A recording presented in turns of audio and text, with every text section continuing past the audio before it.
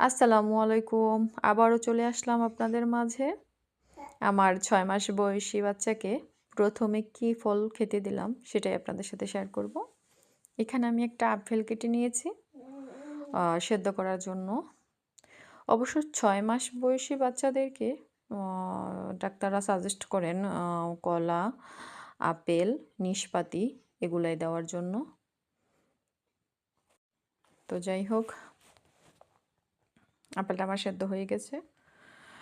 এখন এটাতে আমি একটু পানি দিয়ে দেব। অবশ্যই সবজি বা ফল যেটাই আপনারা সিদ্ধ করেন, সেটা ব্লেন্ডার করার সময় সেদ্ধ করা পানিটা দেওয়ার চেষ্টা করবেন।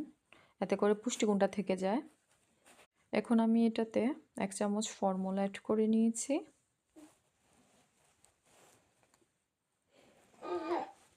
এখন আমি আপেলটা ব্লেন্ডার করে নেব।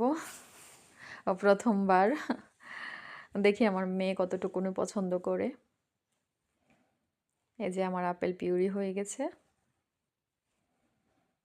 আপনারা সকলেই আমার মেয়ের জন্য দোয়া করবেন।